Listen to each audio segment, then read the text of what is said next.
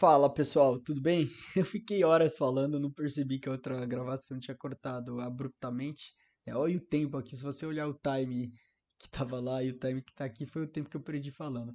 Mas enfim, vamos de novo. Por sorte, cortou bem no finalzinho aqui do item A, deu para terminar o item A e eu tava começando aqui o item D. Então, sem mais delongas, item D. Galera, antes de começar o item D, eu quero recordar vocês de soma de frações. Eu sei que é um conteúdo que todo mundo aqui já domina, mas mesmo assim vale uma revisão para vocês entenderem bem o que vai acontecer aqui. Eu vou colocar aqui duas frações, 1 mais 2 sobre 2, 1 sobre 2, perdão, mais 2 sobre 3.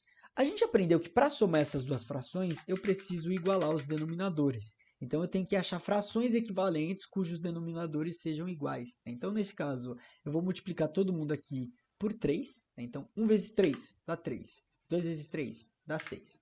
E nessa daqui eu vou multiplicar todo mundo por 2. 2 vezes 2 dá 4. 3 vezes 2 dá 6. Se você não entendeu isso, eu recomendo muito bem eu recomendo muito que você procure revisar, porque isso é importantíssimo, isso é nível fundamental, tá? Então, caso você tenha tido dificuldades em entender o que aconteceu aqui, tenta voltar um pouquinho, ver alguns vídeos, tá? Porque isso daqui é importantíssimo, é fundamental.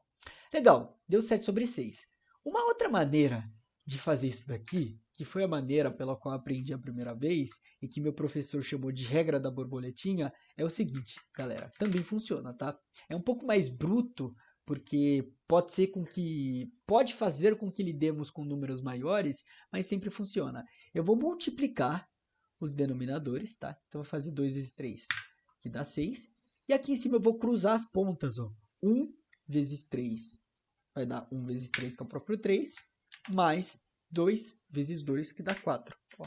Então ficou simplesmente 3 mais 4 sobre 6, que dá o mesmo 7 sobre 6. Então essa é a regra da essa é a regra da borboletinha. Você multiplica os denominadores e aí você cruza aqui numerador, denominador, denominador, numerador. Aí a gente cruza as pontas. E aí dá no mesmo. Esse método ele não é muito recomendado porque pode ser que você lide com números maiores. Nesse caso foi uma coincidência aqui, né? O denominador dá 6 também. Mas se eu tivesse trocado, eu tivesse colocado aqui, por exemplo, 12 e 24, né? O MMC entre 12 e 24 é o próprio 24, né? Então eu teria que colocar 24 aqui e seguir daquela forma normal. Agora, se eu tento usar a regra da borboletinha, eu teria que fazer 12 vezes 24, 24 vezes 1 mais 2, entendeu? É um número muito grande, então não seria tão tranquilo usar a regra da borboletinha. Mas de todo modo, ela existe.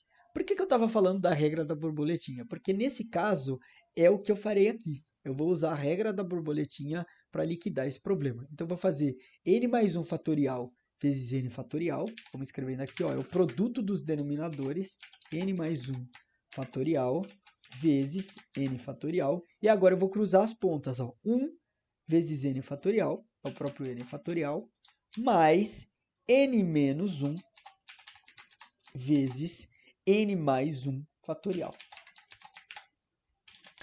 Tudo bem até aqui? Tranquilo.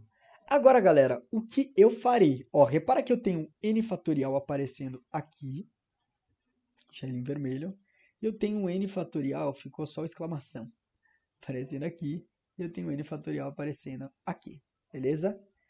Eu quero fazer com que apareça um n fatorial aqui também, que aí eu vou conseguir simplificar. Da mesma forma que eu simplifiquei esse 9 aqui, tá vendo? Tem um 9 fatorial aqui embaixo, um 9 fatorial aqui, um 9 fatorial aqui.